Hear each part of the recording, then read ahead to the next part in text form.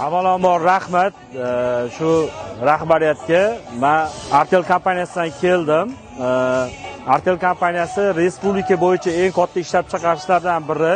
Jizzax viloyatining Dashtobod shahrida zavod tashkil etildi. U zavod maishiy texnikalardan chiqaruvchi kompaniyalardan bittasi.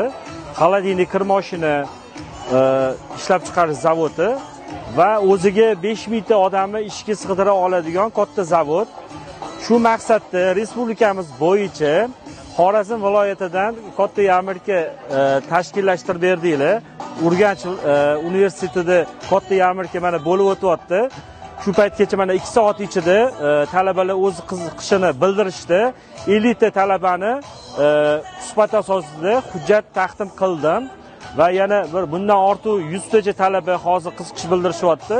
Avvalambor tashkilotchilarga, rahbariyatga kattagon rahmat. Shu birinchi marta kelganim o'zida ham shu Artel kompaniyasida ish beruvchi va o'sha talabalar, bitiruvchi talabalar ham ish bilan ta'minlanib qolyapti. Shu munosabat bilan muhtaram prezidentimiz kelib o'tganlarida zavod juda katta ekan. O'sha anchagina odam ish bilan ta'minlanar ekan, yaxshi fikr bildirgan edilar. Shu asosida biz ham shu mehnat yarmarkasida 100 dan ortiq talabalarni o'sha suhbat asosida bugunning o'zida 2 soat ichida hujjatlar taqdim qildik.